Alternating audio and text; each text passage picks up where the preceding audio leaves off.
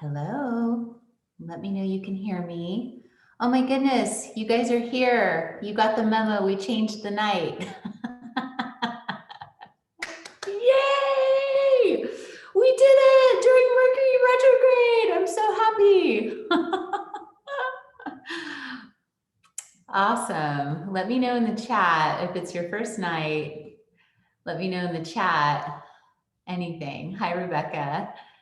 So if it's your first tea ceremony, let us know. Let us know where you're calling in from. We have, oh, Monique, welcome, sweetheart. Hi, Tina, how are you?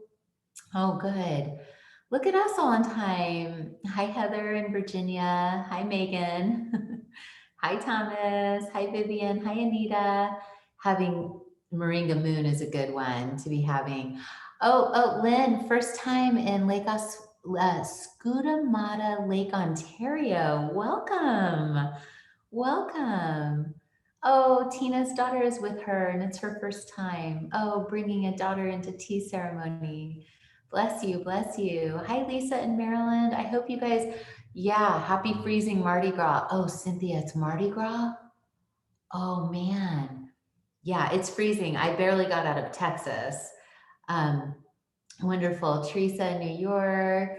Hi, Elizabeth. Hi, Ann in Boise. Hi, DJ in Illinois. Hi, Elizabeth in New Jersey.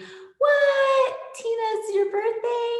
Happy birthday, Angel. Oh, what an honor to get to have this spin around the sun celebration with you. Yay. Mary in Pennsylvania. Lisa in Florida drinking lucid dreams. Sherilyn in Kansas having mantra mint. Yay. I lived in Pittsburgh, Kansas for a little while. Angie, hi honey, hi Karen, snowy Vermont. Oh, Allison's in Vancouver. Beautiful. I love Vancouver. Um, yes, Jennifer is sipping Epiphany. I wish I could because I would be up late, but also buried under snow. Hi, Melody. Hi, Andrea in Connecticut. Hi, Gwen. Hi, Hannah in sunny Arizona. Oh, Ann Harrison, first time here. Welcome. Welcome, love. Welcome to the circle. Hi, Lynn. Hi, Kelly. Hi, Sanjay.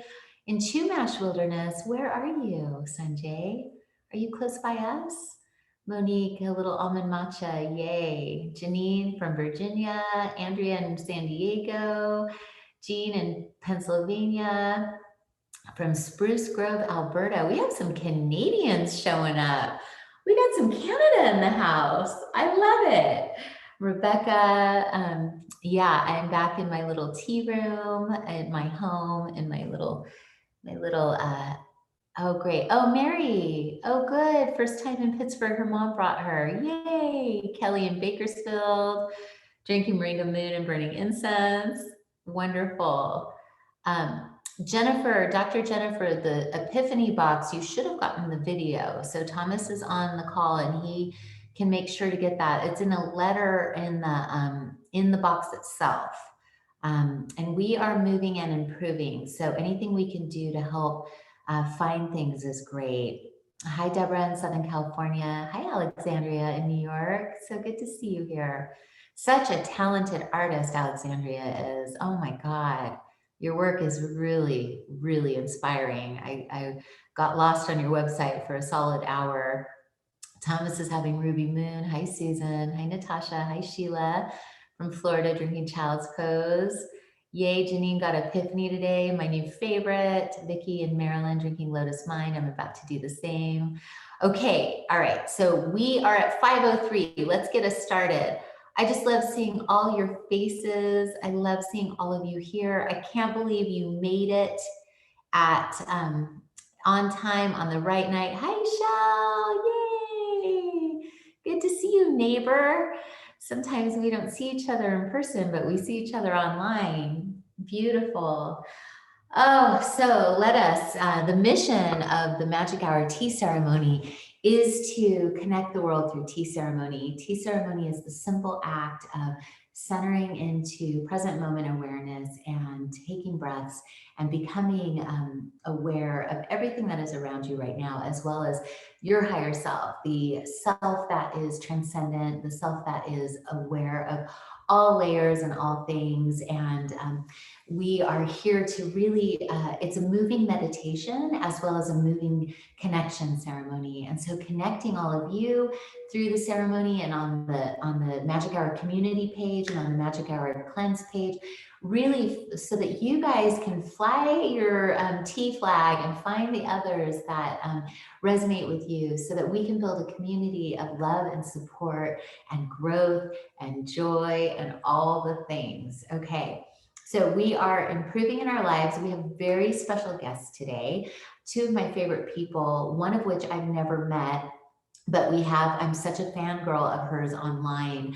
I was goo goo gaga when they said yes, that they were going to join us tonight. So they'll be here in 5 minutes. So until then, I wanted to just go through a little bit about what tonight's theme is going to be. And so when we do the ceremony, we'll be aware of I had this epiphany, because we're in the intuition box night, or we're in the intuition box month, really. So the whole month of February is the intuition box, which is co-hosted by Colette Baron-Reed, who is the oracle card creator and genius, who predicted me to my husband a couple years before we met, and who is, re-becoming the center of my universe again after a COVID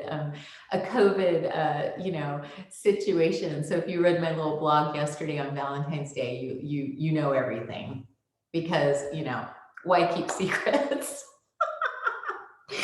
Anyway, I should ask my husband permission, but he giggled. He loved the post as well. And really what we are here for is to be honest, right? And to be honest about what we're experiencing in life.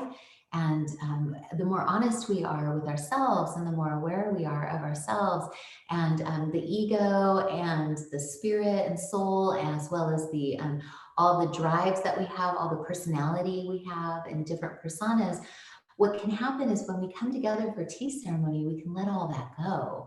We can actually release the needing to be, for me, the businesswoman, or needing to be the mom, or needing to be the one that always comes up with the ideas, or needing to be anything. Here in the Magic Hour tea ceremony, we are free of needing to be anything but ourselves. And the more you're yourself, the more magic is able to occur, and the more intuition is able to arise, and the more awareness is able to happen. And the more you expand your love, and the more you expand your awareness, the more you expand your world. And I believe that when our cups are full, we are then able to share in filling others' cups, but not until we're full. And we can't fill from our cup. We have to fill from the overflow. And so tonight we have two very, very, very special guests coming on, and we're going to be talking about invisible helpers and the intuitions that arise from potentially guardian angels, the unseen, how nature helps us to create, or to come to insight through intuition, through being in nature. Or I saw Lori Volk is here. She lives on a boat. So, the sea can also break you open and wake you up. Ishel Lee is an exquisite perfumer and gift of intuition when it comes to that. So, we have a lot of you here who know and who are experts in intuition, and then allowing for the unseen helpers to come in, and the invisible support to come in from our guardians, and from our ancestors, and from all of those who are with us.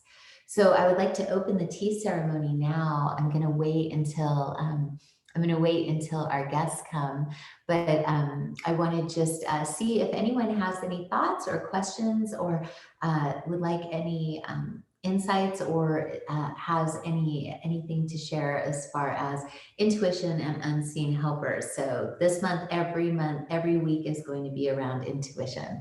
So let me see if you have any questions or comments. Hi guys. Hi Pamela. My honesty. Hi Pamela in Chippewa Falls. Oh, thank you, Karen.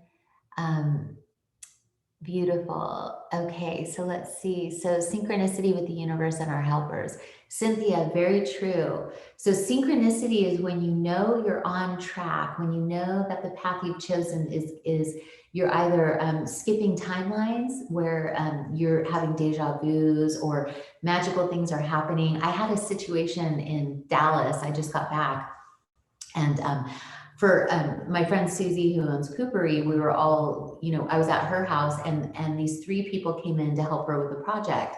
And one was from Ireland, one was from Chicago, one was from New York, and well, one I think was from California originally. And then they're there. I'm gonna give up my story. And hi, Rachel and Tisha. I'm so excited. Okay. All right. I have to tell you, I'm such a fangirl, Rachel. I mean, Tisha, I've already been a fangirl, but I love your writing so much. I was telling our ceremonialist that I was like gaga that I got to have you guys here, and that we've only emailed, and I just read your astrology every day and every week, and I love it. And Tisha is our teacher of the Feng Shui box, and she is an incredible writer and teaches writers how to be successful and become published, and is a Feng Shui expert and a former lawyer, but still maybe lawyer. Are you still a lawyer? Yeah, you're still a lawyer. Oh yeah, multi-talented. And Rachel is her beautiful wife and partner in crime and partner in shine, who is a world-class astrologer. And I am so happy you guys are here. Thank you for joining. Oh my gosh. So I'm going to actually start the tea ceremony now that you're here, if that's okay. And so it'll just take a second. And then as soon as I'm done with the tea ceremony, you guys can introduce yourselves, and then we're going to get into, we have a couple themes, obviously intuition, astrology, and then I've been studying a book about invisible helpers. And so I wanted us to talk a little bit today about guardian angels, invisible helpers, and any experiences that you've had with the unseen coming into your lives and really helping you to grow. And so you guys, this is Tisha Morris and Rachel Lang, and they are our guests tonight. And I have butterflies and chills and everything. Okay, so let me get this done. Okay, so I have to take off my tennis shoes. I got new tennis shoes, you guys. Look how cute. Oh, those are fabulous. I know. Well, when you wear all black, your friends start talking you into wearing shoes that have color. So, okay, so we're going to get started. Okay, so start. And what I'm going to do is I'm going to hit the third eye sound bowl.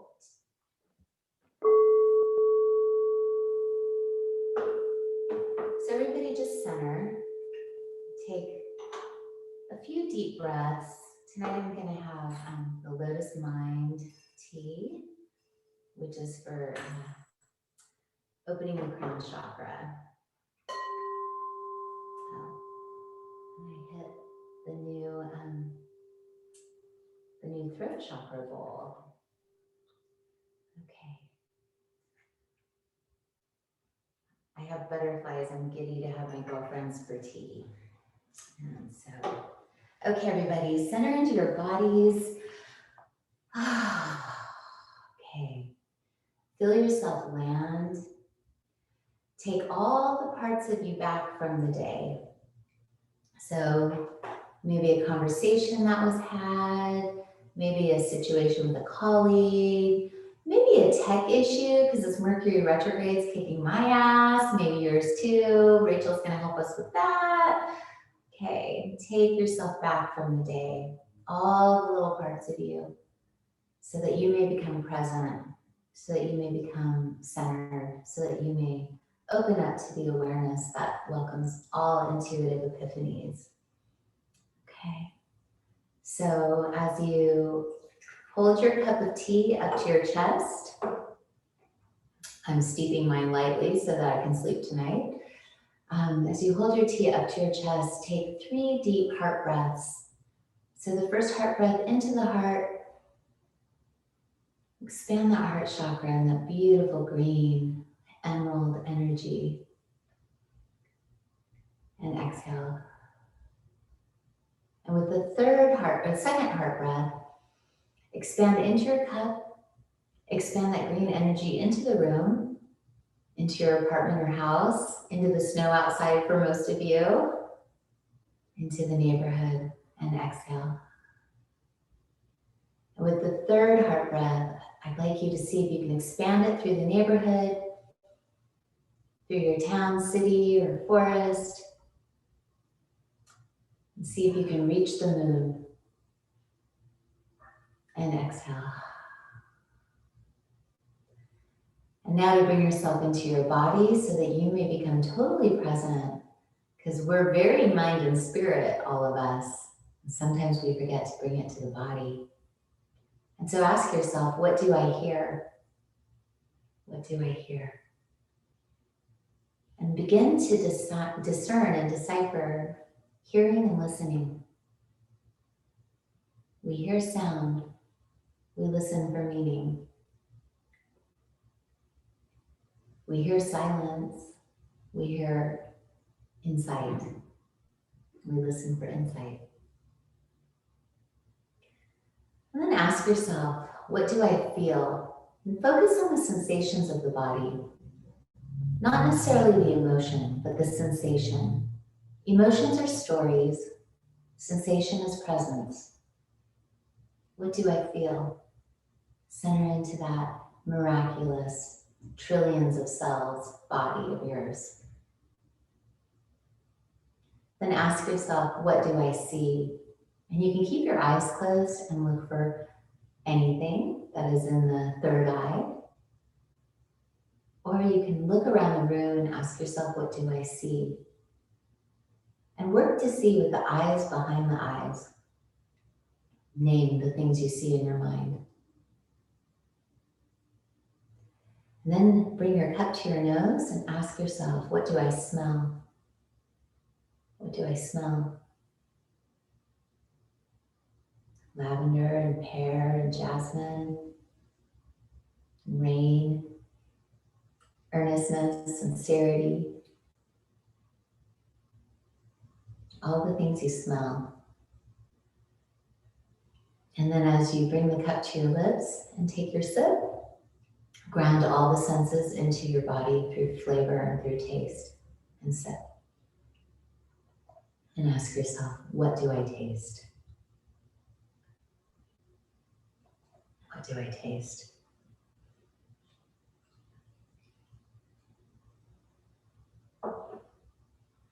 And with that, we've opened our tea ceremony. Instead of doing a reading for you guys tonight, we're gonna chat with two exquisite teachers and guides of. Okay, welcome, ladies. I was actually feeling that was incredible, Zhena. Really, just I could feel all the energy of everyone here, and I was feeling that tonight that we're all in this spirit. We're all open. We're all in tune, and so perhaps there will be information that comes through like a reading as we're talking. So I just encourage everyone to listen with the intention or the expectation that you're going to receive a message and it'll be exactly what you need. Yes, exactly. Our readings are kind of crazy because everybody will be like, that's exactly what I needed to hear. So I love it. So, so Tisha, we'll start with both of you. And how would you say intuition, has guided you, together as well as guided you in your lives? You are both really in the intuitive arts. I mean, Rachel's an astrologer and a magician, and Tisha, you are able to design and help people with the flow of energy in their homes and in their writing and in their lives. And so talk a little bit about how you've honed your intuition and how you use it on a daily basis in your lives. Sure. So, I mean, I think most people would think I'm very analytical minded, which I am to a certain degree, but really my intuition is what drives me for sure. And, I honestly make almost all my decisions from a gut place. I will review the facts and look at the pros and cons and, all the things that we should do in making decisions. But really, at the end of the day, it comes from the body, the places we just, touched upon in the tea ceremony. And anytime I ignore that or do question or do I should do this because this makes more sense, almost always I regret it. Or sometimes if I can't make it if I can't really tune into my intuition fully, it's either because there's more information that hasn't been revealed, or enough energy hasn't aligned up yet for that intuition to come through clearly. Timing. And how does it feel in your body when you know something's true? Colette Barron-Reed, who's our host this month, she said, it feels like a plunk. She goes, it's really not magical. It feels like, duh, like it feels like like a bonk. And so I thought that was so funny. So how does it feel for you in your body when you just know? I would say, so we've spent a lot of quarantine time working puzzles, with Rachel leading the way on that completely. But that when you have that piece that's like, in Colette's words, clunk, like it fits, and you're just like, that feeling that you get when you find that puzzle piece, and it's just like this, feel.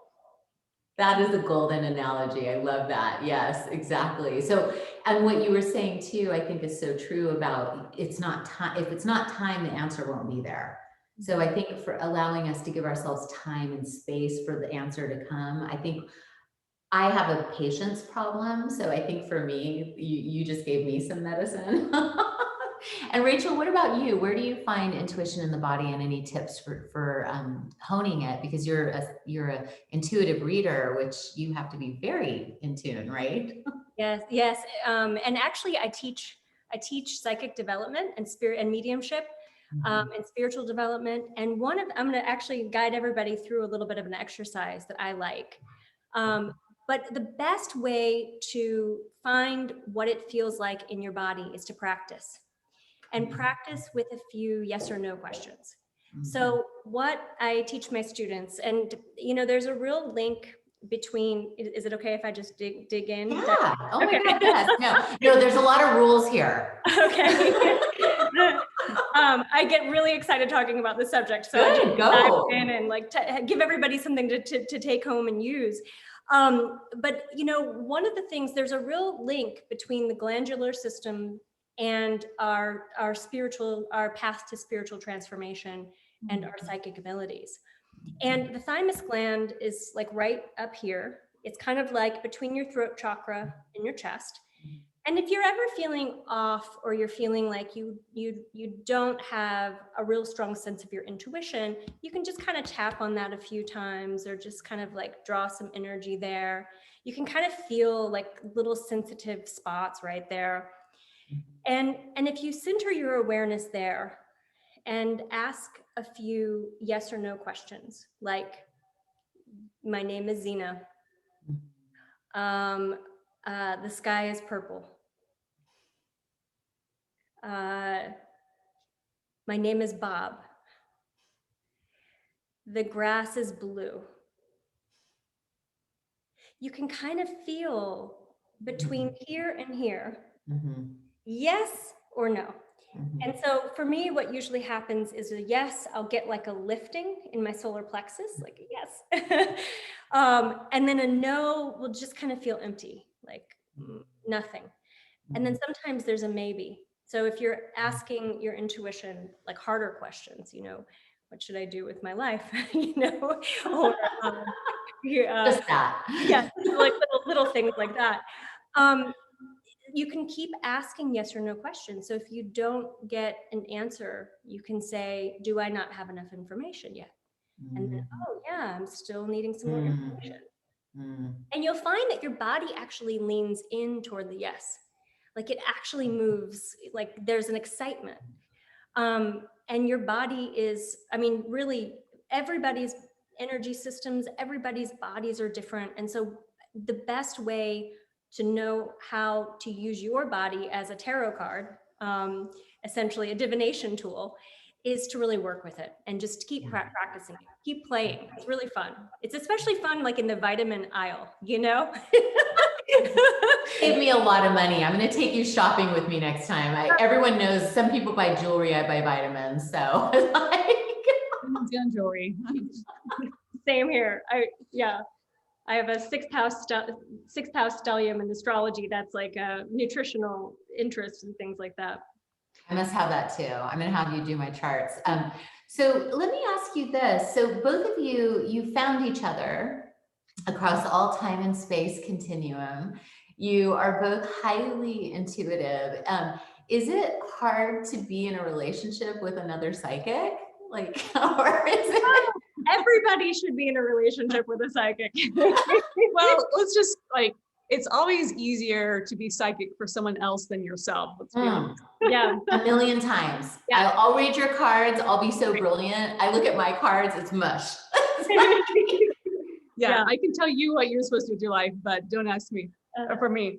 No, it's, you know, I think it is easier to see someone else, you know, than yourself sometimes. But that being said, it makes, I feel communication so much easier in a relationship when you have an intuitive understanding and speak the same language. And so we speak a lot of astrology in our house. Yeah, we do. I think it kind of would sound really weird.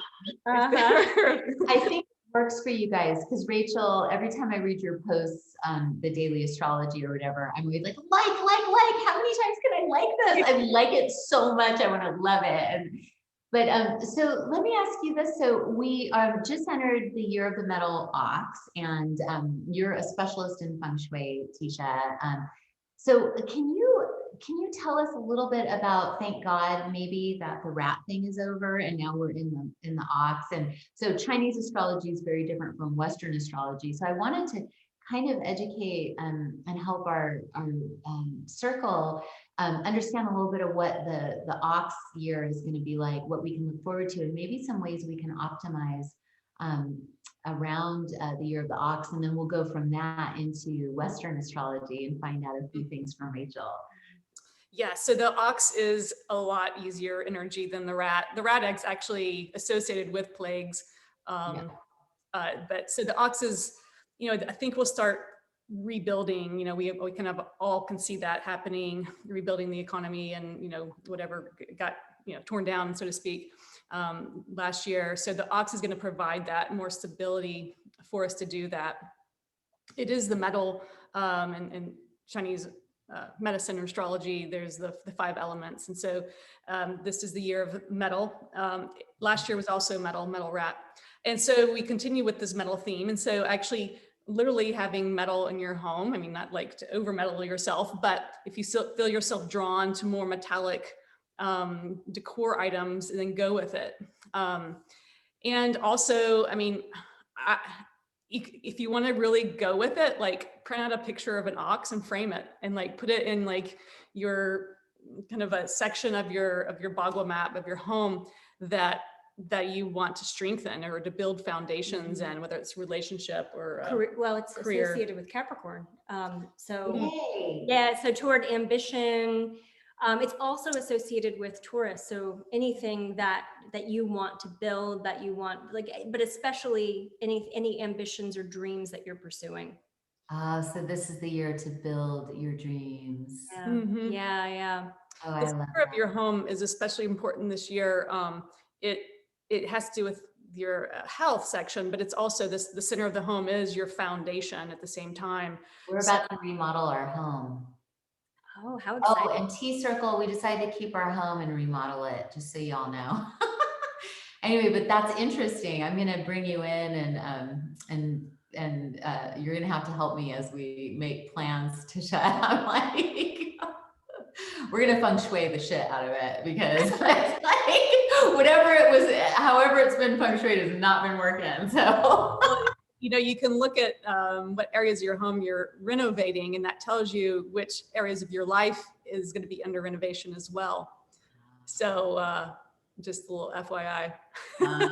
Yeah. You will go undergo your own renovation. That's actually what brought me to feng shui, was me renovating a home and just observing all the correlations of what was being renovated within myself. So beautiful. And so Rachel, tell us what's happening in Western astrology in our world. So we know from the Chinese astrology that we're going to be building and it's going to be more stable. Hallelujah. And Western astrology, what's happening this year? I know we had, we're more into the age of Aquarius. Tell us a little bit of insight from your point of view on what this year is. So it's actually really nicely parallel to the Chinese astrology. One of the biggest things that's happened, so yeah, what's happened, as we all know, as many of you know, we had Jupiter and Saturn moving into Aquarius, meeting up for the Great Conjunction, which was December 21st. And that really kicked off a new cycle. Now, when outer planets move into new signs, they really spotlight those signs because they tend to be there longer than, like, Mercury, for example, which moves faster, or Venus. And Saturn and Jupiter are paving the way for Pluto to enter Aquarius in 2023, 2024. So while it's not technically the age of Aquarius, because that has to do with the precession of the equinoxes, so many of the Aquarian ideals are going to be priorities for us. And what those are: community, number one. Yay. Big thing. T-circles. Yes, T-circles. Yeah.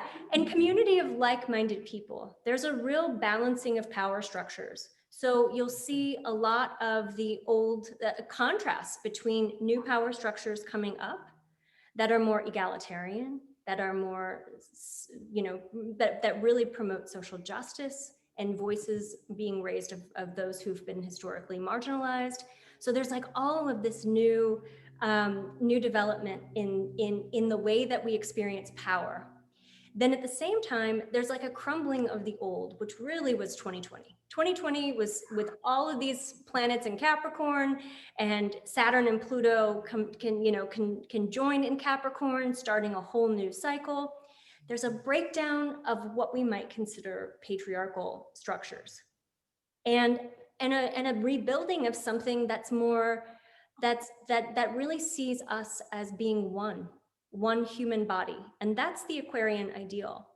One of the challenges with Aquarius is that it's also the sign of the individual, and like independence, free-spirited, I'm going to do my own thing. Yes. Aquarian moon, Aquarian daughter. Got it. Oh, wow. Yeah, so you understand. But it's interesting because within that, I mean, really, we can't belong to community unless we feel like we belong ourselves, who we are. And so, so with all these outer planets moving into Aquarius, it's a time of being yourself, radically yourself, and contributing what gifts you were born with, what innate talents, your energy, your presence is enough to contribute to the whole. So these are the big themes, and there's going to be tension with again looking toward this new ideal that we're moving into, in this new paradigm, and really, like, some people wanting to hold on to the old. So a real contrast between the past and the future. Got it. How long is that going to last? That's going to last all year. And what's technically, for those of you who follow astrology, the transit that I'm talking about is Saturn square Uranus. Yes. Saturn is the planet, and actually Saturn rules Aquarius. Aquarius is the modern ruler, is Uranus. Yeah. But a traditional ruler is Saturn. And Saturn is the past, it's tradition. It's, it is the sign that's associated with government and institutions and organized religion. And Uranus is the planet of space. It's the planet of the sky. He's the god of the sky. And so it's space exploration, it's technology, it's the internet, and it's the future. So we're going to see this real tension between, the past and the future, the earth and the sky. And I think that some of this is actually already happening. We see Elon Musk Yeah. using, like, changing the way the stars look, changing the look of the night sky. And so many developments are happening with the arts, with music, with theater. Yeah. And everything's moving toward being virtual. Old Yeah. currency, new currency. Yeah. Yes. Currency is going to It's so interesting you say that, because I was my trainer Guillermo, for anyone who's done our cleanses knows him because he packs our tea and trains me. But he was saying today, he was saying, well, with your last company, Zhena's Gypsy Tea, like, how did you get it to people? And I was like, oh my God, it was picked up by a distributor in a big truck on a pallet. It was sent to a distributor warehouse. Then it was taken off the pallet and sent to grocery stores. Then luckily, if it didn't get lost between there and there or hit by a tornado, we've had that happen, tea scattered all over, the Midwest, whatever. Then it would get on the shelf, and then we would hope and pray and cry and dream and ask the angels, to help us get, like, because by then we had no money, so we couldn't market anything. And then it would sit on the shelf and hopefully someone would discover it because we put so much love into it. And he was like, that sounds terrible. He's 24, right? He's like, what a terrible idea that is. And I was like, but then the internet happened. Like, most people don't realize, like, really the internet was fairly new 20 years ago. Like, it really wasn't like it is now. And in 2000, when I started Gypsy Tea, like, the only way to get it to people was to go through the truckers and the distributors and, like, do it really. And so the excitement around the new is easy for people like us, right? But really hard for others. And so is there anything in the stars or in your personal practice on how to help, our mission is to connect people. And so is there any way we can love people more who are refusing to go with the flow?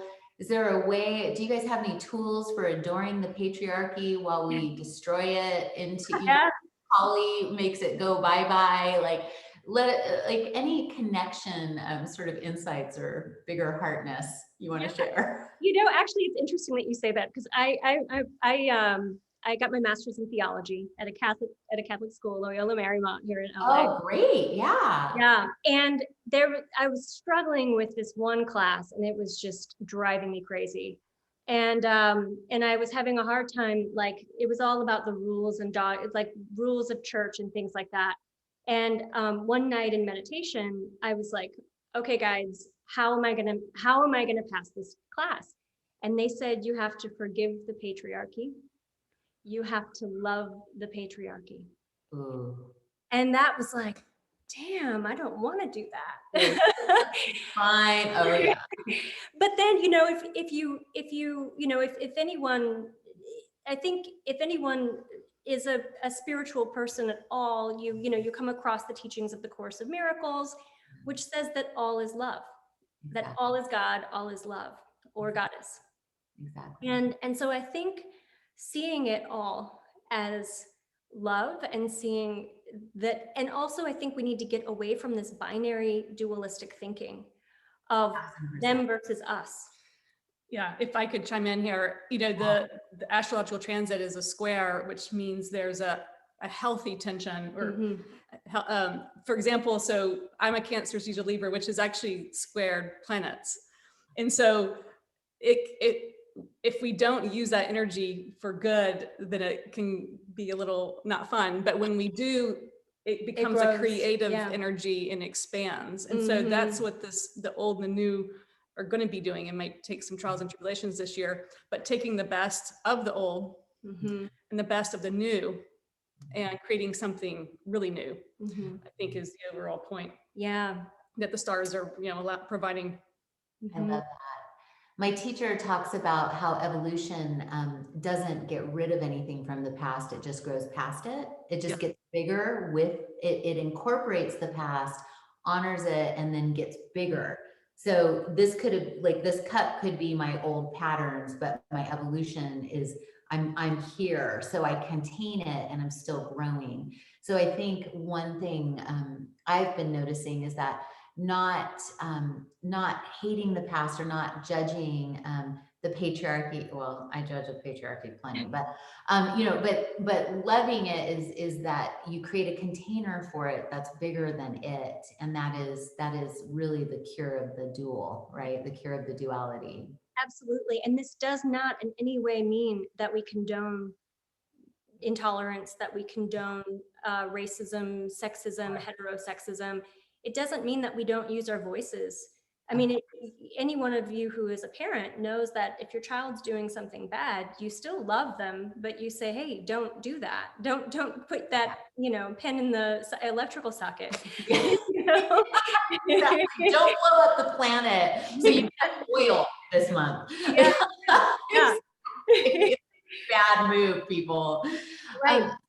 So what you were saying earlier when you were taking that test and you asked for help from your guides, I want to go now into unseen helpers and, spirit guides and angels. And Tisha, let's start with you. How do you work with the unseen, and how do you, because you're working with energy, which you physically can't see when you move energy around a house, but you've always talked about how you can feel it and how the flow, the chi will move through a house and all of that. So how do you work with the unseen energies and helpers and guides and all of that?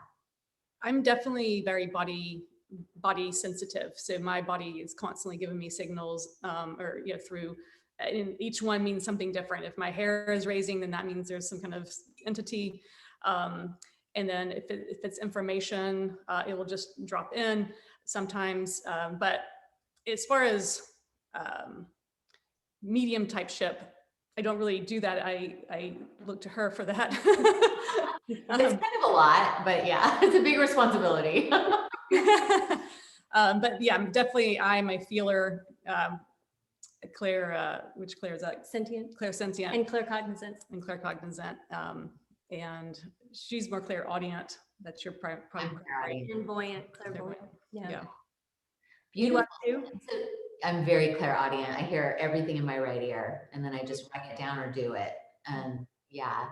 And sometimes I feel that it's my angel. Sometimes I feel it's my grandmother, Maria, who taught me how to make, herbal concoctions. Sometimes I feel, and I've focused my whole life in being able to hear and then to act from that place of hearing. And it was like, I swore I wasn't going to tell like my former publisher. I got fired from my tea company, and I heard, just tell her, stop, just tell her. And the minute I told her, she goes, oh, this is the best news ever. I'm hiring you to run your own, division at Simon & Schuster. I was like, what? Like, are you kidding me? But I've always depended on, in Magic Hour, we have the sensory tea ceremony, which is our signature ceremony. And it is to allow for the hearing, the seeing with the eyes behind the eyes, hearing with the ears behind the ears, feeling with the heart behind the heart. And that's the second sight, right? And the second hearing. And so, so tell us, because you teach this, I didn't realize you taught mediumship. It's like even better. My intuition to have you guys on for the first Mystic Monday is like, so tell us a little bit about teaching mediumship, how and how it comes through you and how you've allowed it to guide you. Great question. So first of all, I just want to say that anybody can do it. Yeah. You don't have to have some kind of special gifts. I fortunately, from an early age, I was a really young child and I could have communication with spirits. And then I started actually developing my mediumship in the 90s, before the internet. Before it was you were like 5. Yeah, exactly. But I think when I first started, so anyone can do it. Anyone watching this, listening can do it. And should we do another exercise? Yeah, you know what? I'm ready. Okay. I just realized it's fun. Can we just like hang out all the time? So yeah. I'm gonna get centered. We might start seeing some orbs or something. One of our dates when we were dating was try to conjure orbs, and we have we do. How psychic state. Yeah. Her apartment was all dark, and I would you know, just call them over and we have this, it's a video. I got it on video. Yeah. It's wild. It's wild. Yeah. Yeah. Anyway. So everyone here might actually feel something or, you know, feel. So what you do when you open up to spirit, it's really important to note that when you're first working with spirit, that it changes your body chemistry. So you might get hot, your heart rate might elevate a little bit. And a lot of people get scared and start shutting it down right away because when your vibration's raising, it kind of feels like you're afraid. Like it has the same physiological feelings of like, oh my God, someone's in the house. If you can just relax into it and keep going and just pay attention to the way that your body feels, then you're going to have a lot of fun. So what I do when I start working with spirit, and there are different ways that you can do this. You can have a notebook and do automatic writing. You can have your tarot cards. You can have anything in your environment can be a message device, tea leaves, your lipstick, you know, like you can look at your lipstick and what message does this have? So anything in your environment, but let's try this together. So what you do is, first of all, we want to open our hearts. So just put your awareness into your heart and just take a couple of deep breaths and smile at your heart. And if you need to conjure a thought or a memory, think about your pet, think about your baby, think about your love, think about something beautiful in nature, and just smile at your heart. Good, I can feel it. Everybody's smiling there. Yay. Okay, now, and you see how happy you get when you're doing this work. Like, it's like, how can you be in a bad mood when you're doing mediumship? Now take your awareness to your crown chakra. So just about like 2 inches above your head, and see a bright white light. And if you are not a visual person, feel that light and feel a little bit of a warmth kind of trickling down into your crown and opening up your third eye. And we also want to open up the throat. Just get all those upper chakras opened up.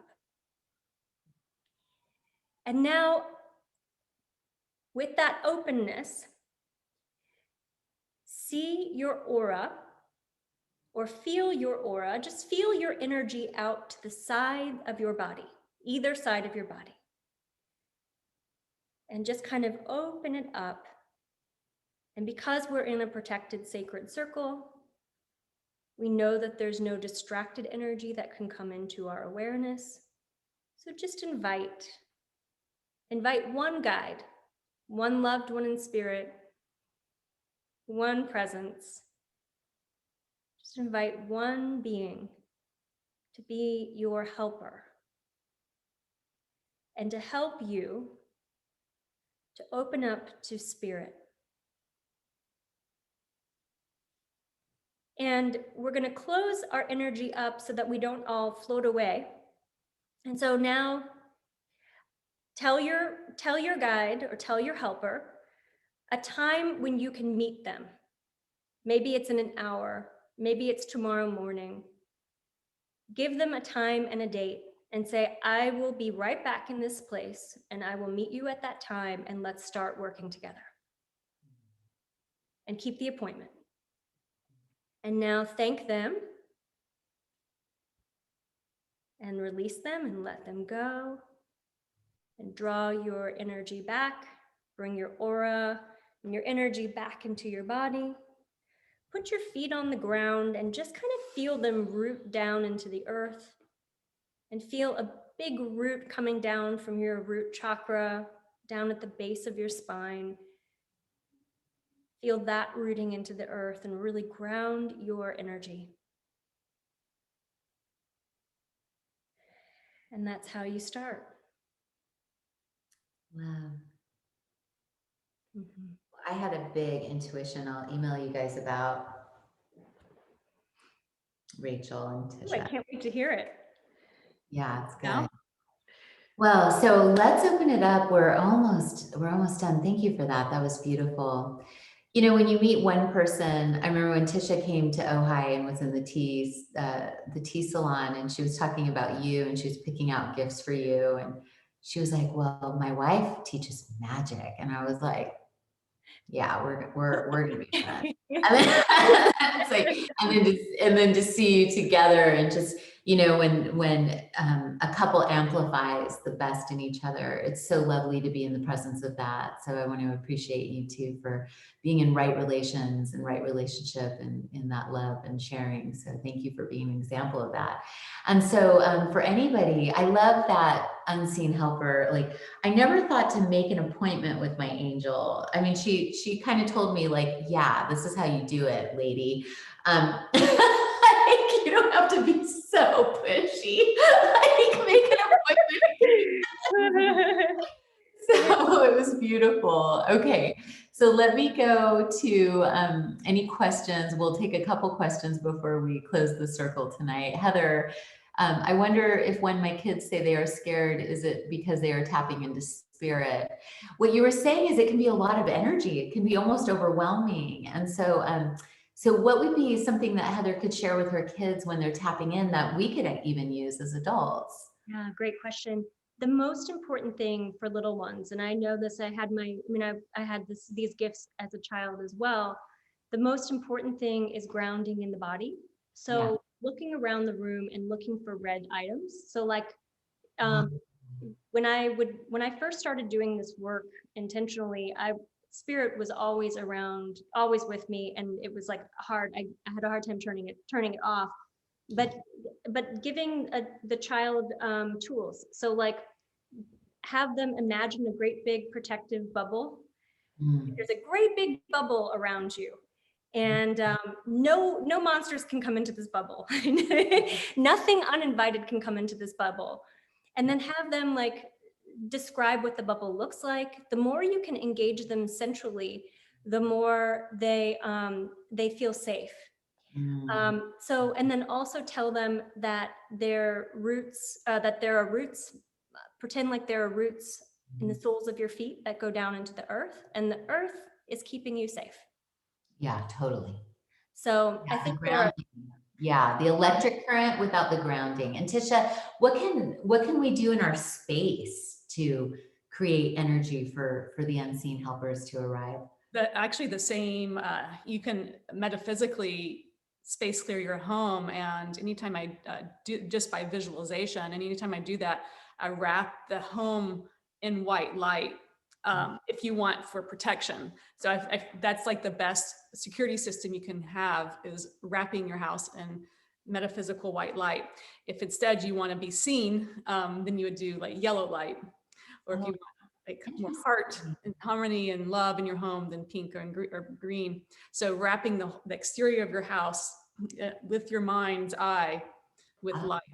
I love that. I also, when I would do little white healing spells, not that I've ever cast that many spells, just kidding. Always, are we outing our witchiness? Anyway, I always use the Lord's Prayer. Also, because from a Christian background, you know, for me, that was helpful. And it was one of my authors at Simon & Schuster, Julie Rieger, she was a ghost photographer, and she would capture these ghosts, and it would like freak her out. And her wife was like, oh my God, what are you letting into the house, Shrek? And she's like, oh my God, I thought this stuff was all make believe, but it's obviously not. And she would say no evil spirit could make it past the Lord's Prayer. And she said, and it was such an interesting thing. So I love these tools of surrounding and the color you want, the filling the bubble, rooting into the earth and grounding, and then, you know, using prayer. It's beautiful. Add to that really quick, in that, you know, everything's vibration. And so, you know, if you're concerned about allowing lower energy, you know, entities or energy in your space, then you need to raise the vibration of your space, which is using feng shui tools, decluttering. You know, it's nothing can enter a space of a high vibration of love except for that, which is a vibrational match to it. Yeah.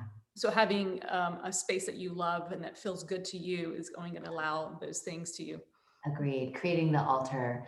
So Diane's asking, once you agree to a time to meet your guide or spirit, do you use your intuition to listen to what they say? So I think automatic writing is something I use usually. You know, we have to kind of be quick, but do one of you want to address like a quick automatic writing how-to? Sure. It's just opening yourself to spirit and then starting to write. And then usually what happens is suddenly your mind, your ego leaves and something else is coming through. Yeah. I find key is writing the question, with whether it's automatic writing or any intuitive, like asking the question. Only then will you receive. Me too. And then not lifting my hand. So writing a question and then just keeping my hand is really important. Okay, so thank you, Diane. Pamela, what if you were being touched or hear them at night? It's not a great time to talk when you're scared. I think we approach that with the white light, seeing the light around you, the light of protection, using the Lord's Prayer, any type of sacred prayer, I think is really important. So Vicky's just asking decluttering as far as, I think that when we've decluttered, we are open to more intuition and more guidance because we're not paying attention to so much stuff. And Tisha, you kind of, I mean, it's interesting. You've been inspiring me ever since you hosted the Feng Shui box, because I still watch that video and I still use it because I'm such a more is more girl. And I find that when I have the place, like this place had only like one thing in it. Now I'm all just this, okay, just this. And so so do you feel that clutter can kind of take away from intuition and kind of you got to keep yourself disciplined? Well, yes, but everyone has a different level of what clutter, or how much is clutter, and then within each item, if it really is clutter or not. So a lot of nuances with that. So just because you have a lot of stuff sitting around doesn't necessarily mean you have clutter. It could feel clutter to me and not to you. So variation in that. Oh, okay, good. You validated me. Okay, I don't, it's not clutter then. Great. So we're going to close the circle now because it's almost 6 o'clock. And I just want to thank both of you for really sharing your presence mostly. You're both so very present and so bright behind the eyes and so exquisite. I'm so grateful to have you in our circle ongoing. And so Vicky's asking to have you again, and everybody is thanking us. And so for all of you, I send you all out back into your day-to-day life with this loving spaciousness and with this awareness of what's possible, and take this energy of these two beautiful women into your lives, knowing that their wisdom was imparted today and gifted to you. And so there is no separation with wisdom, and we gained so much tonight. So thank you, Tisha, and thank you, Rachel. And I look forward to, I'm going to email you both. And I'm sorry I missed you last weekend, but I will see you very, very soon. Okay. All right. And to all of you, we will see you next Monday night at 5 p.m. Pacific. And so thank you for all of you who made it. We did a quick change. So Tuesday nights, I'm learning to open my throat chakra. And next month, we're going to get into that. It's going to be, it's the hardest thing I've ever done, learning. I'm going to write a song and sing with our teachers from next month. And I'm a little stressed about it. But anyway, so here we go. All right. I love you guys. I will see you soon. Mwah. Thank you for joining. Okay. Bye, guys. Bye. Thanks.